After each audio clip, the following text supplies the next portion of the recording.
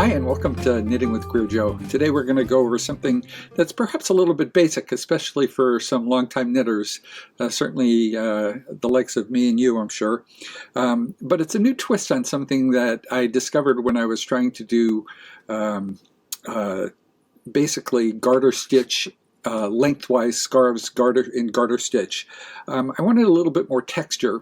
Many of you know that I much prefer to knit lengthwise as opposed to back and forth on the short side of a scarf, something as long as a scarf. So I'd much prefer to do that.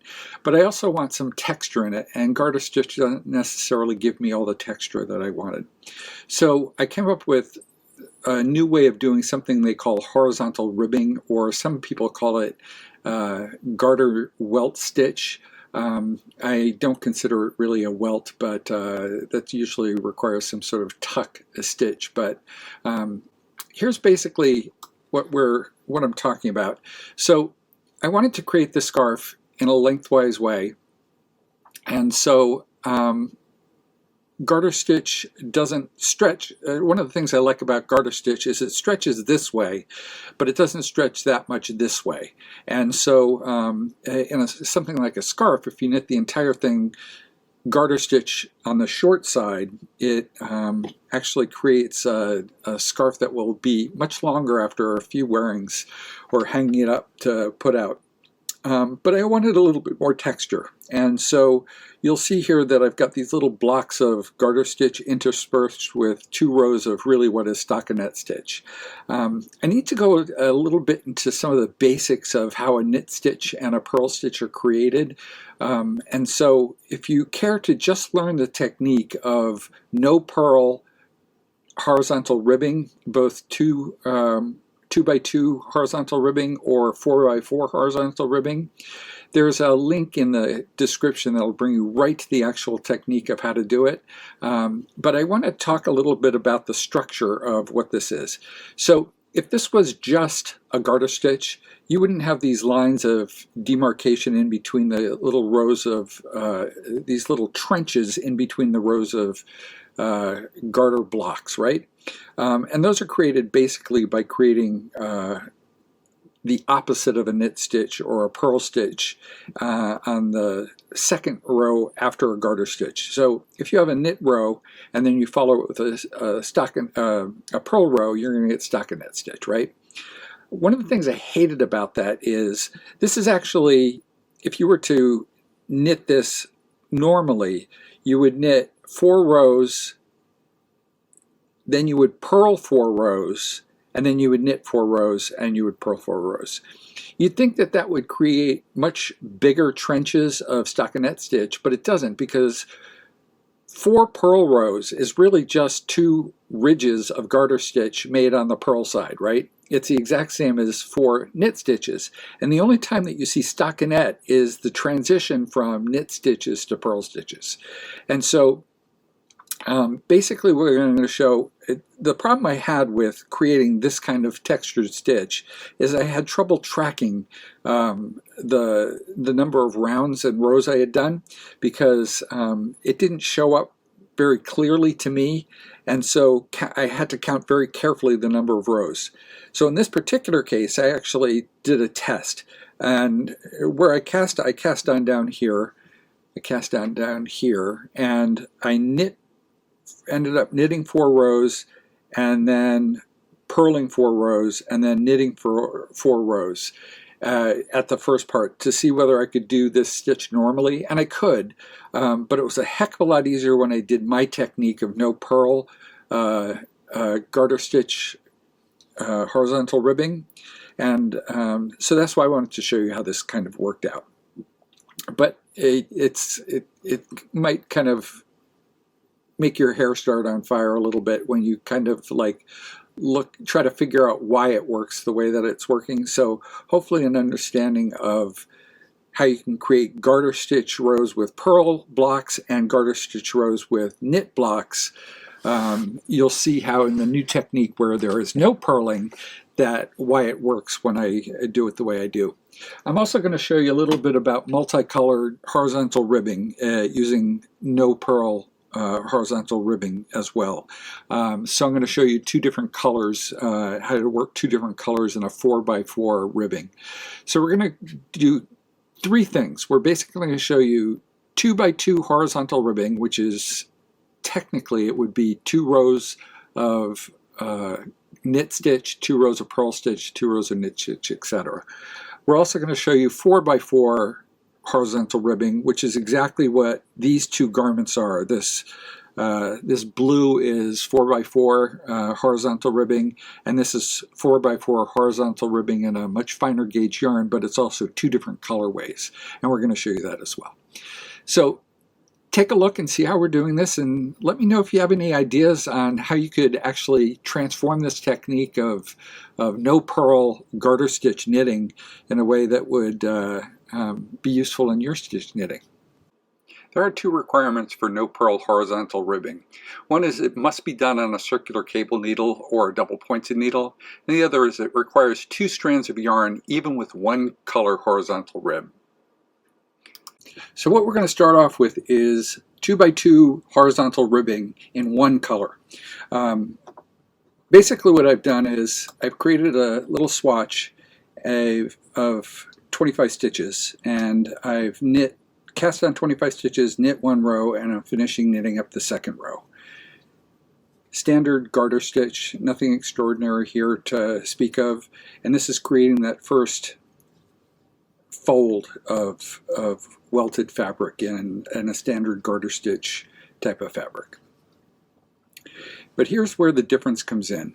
Normally, at the end of this row, I would just turn around my knitting, and if I wanted 2x2 horizontal ribbing, since I've already done my 2 rows of knitting, I would just turn my work around and start purling 2 rows of purls. In this case, I'm going to do it slightly different. I'm not going to turn my work. I'm just going to move it over to the other side of my needle, and taking a 2nd strand of the same color of yarn, and I'm just taking the outside of the ball of yarn. I know that can kind of get twisted up for some folks, but basically I'm just going to start knitting on the wrong side of the needle. And by doing that, in essence, since I'm still on the same side of the fabric, I'm in essence purling this row, but I'm doing it with knit stitches instead. So I'm on the reverse side of the fabric, and so since the reverse of a knit is a purl, then I'm actually purling these stitches, as it turns out. And once I get to the end of this row of 25 stitches, then I will turn my work back. So now I'm back to where my other strand of yarn is, where I left off after the first 2 rows of knitting. And you'll notice that it's actually created these 2 rows of stitches together have created a 2 rows in essence of stockinette, because I've got a knit stitch here and a purl stitch there. I turn my work, and again I just knit back.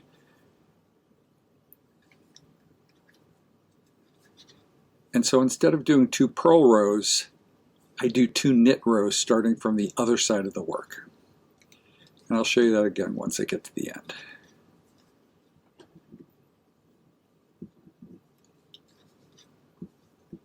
Now it doesn't look like a whole lot at the beginning, the fabric doesn't, but soon you'll start to see the kind of fan folding of the alternating 2 knits and 2 purls, or the equivalent of 2 rows of knits and 2 rows of purls, that will give you the 2x2 horizontal ribbing, or the welting as I prefer to call it. I typically don't do 2x2 in 2 different colors, although you can. It just shows a lot of what I like to call the purl bump. When you change colors, there's a purl bump that shows up more clearly than I prefer. It shows up in the 4x4 as well, which we'll show you, but it's not as good.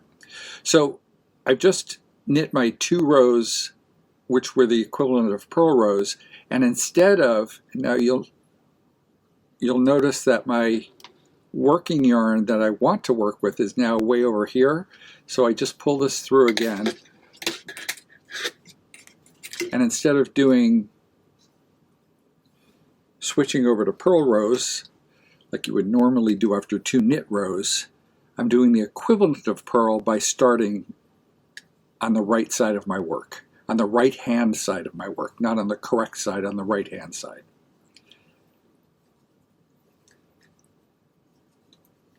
So in essence,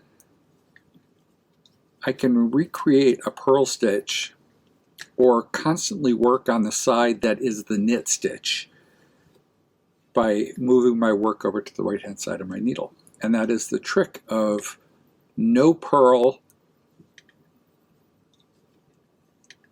horizontal ribbing when it comes to knitting and purling.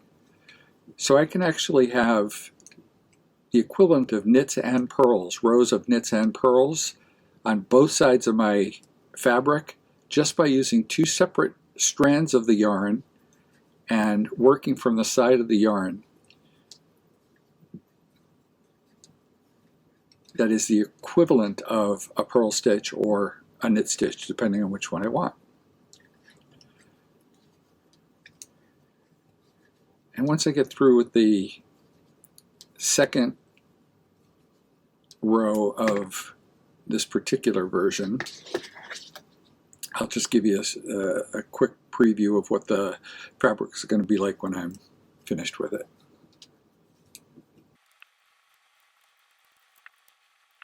Now, if you don't mind purling and your stitch gauge is approximately the same for knitting and purling, then it doesn't make much difference whether you use the standard technique of knitting 2 rows and then purling 2 rows to get this horizontal 2x2 rib.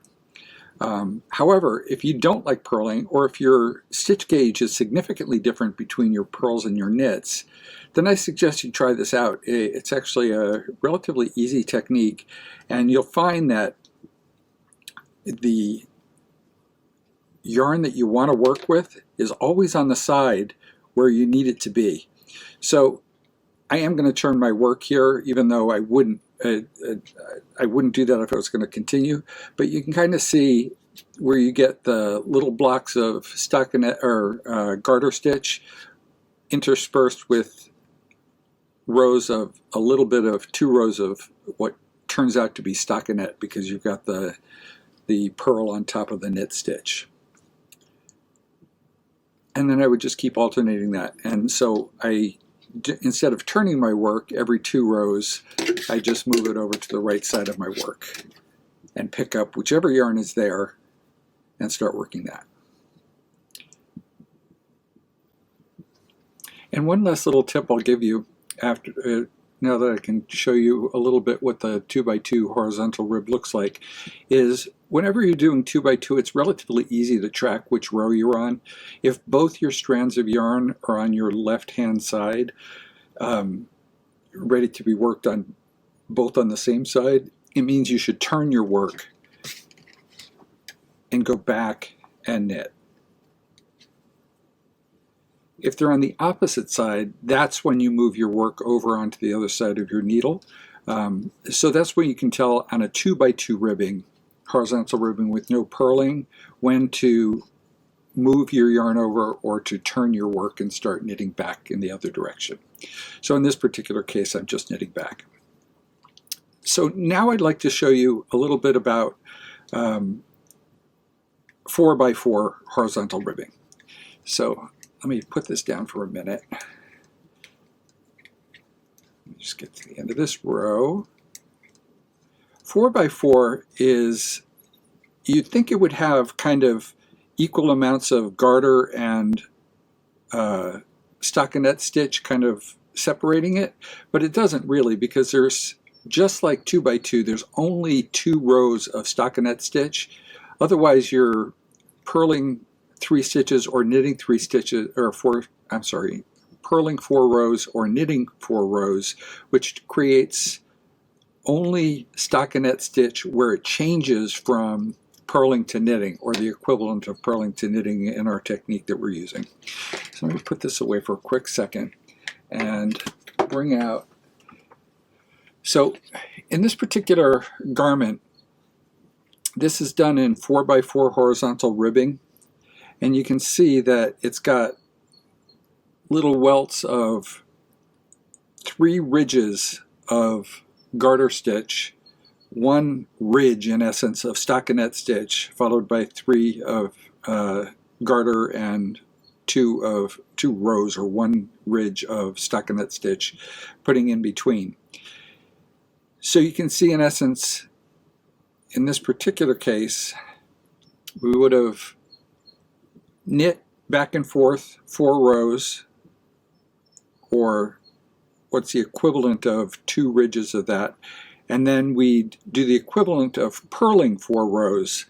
In essence, we're going to use the same technique of picking up our yarn on the other side so that we don't have to purl at all, it's all knitting, and I'll show you how to do that in a second. But that's basically what the welted 4x4 horizontal rib looks like. It creates an incredibly lush and thick and very warm and soft fabric, very squishy, and it creates a very insulating type of fabric when you're doing it. We're going to show it to you in 2 colors, and so I'm going to show you how to do 2 colors, and it's actually a little bit easier to do 2 colors, believe it or not, than it is to do. So you can see normally what I would be doing is, since my 2 working yarns are on either side of the needle, there's one here at the tip of the needle and there's one over here, I would normally move my work over to the other side of the needle and pull my needle through. But in this particular case, I'm not going to, because I'm going to show you 4x4. So I've done 2 rows of stockinette, or I'm sorry, of garter. And I'm going to do an additional 2 rows, so I'm going to have a total of 4 rows of knitting, or garter stitch. And here again, my 2 working yarns are on the same side, so I turn my work. I don't move it over to the other side. And this is actually my 4th row of knitting, or garter stitch knitting. So if you're going to continue in 1 color 4x4 horizontal ribbing, at the end of this round you would normally just move your work over to the other side of your needle, your cable needle, and then pick up the yarn that's sitting there waiting for you. But in this case, we're going to add a 2nd color instead.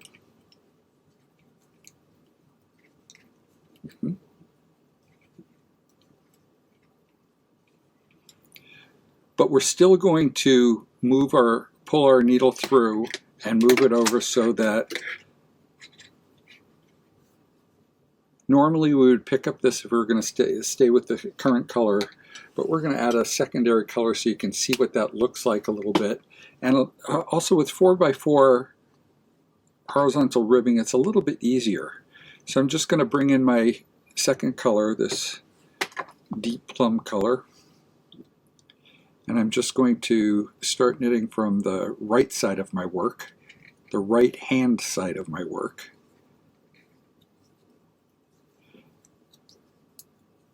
And I'm just going to knit 4 rows in this color. And again, you still use the same technique, except, so in this case, anytime you see your 2 working strands of yarn on the same side, you always turn your work. In 4x4 horizontal ribbing, when they're on opposite sides, you don't always move your work to the other side, because you need to do 4 total rows of garter knitting, whichever color you're working with. So this is our 2nd row. And if I were doing 2x2 horizontal ribbing, once I got to the end of this one, then I would move my work all the way across my needle cable and start working from the right hand side of my work again. but I'm not. I'm actually going to do a total of 4 rows of garter knitting in this deep plum color. Now this is just the tail end of my yarn when I added the new color in, so we ignore that. That has no significance on whether we turn our work or move our work. But in this case, since that's the second row of garter knitting, we're going to turn our work and do 2 more rows of garter knitting.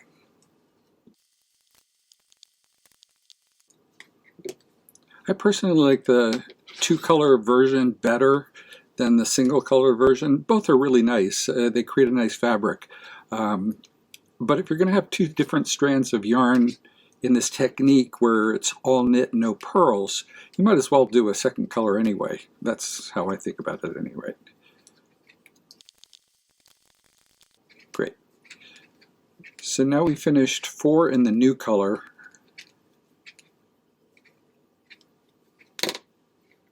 And normally we would turn our work, but in this case we move our work instead. So we pull the needle through so that we're going to just pick up the blue yarn that's sitting here waiting for us on the other side.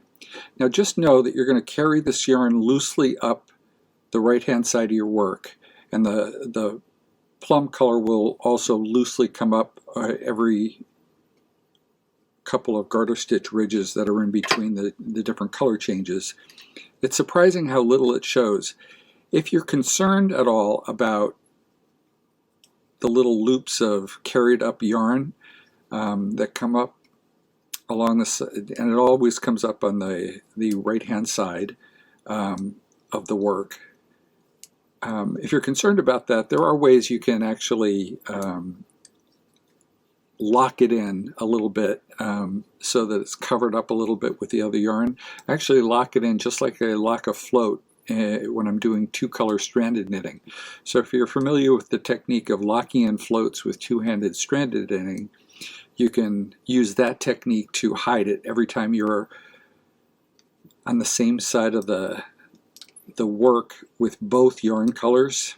Just take the yarn color not being used at the time and lock it in as a float underneath the first stitch with the other color that you are working with.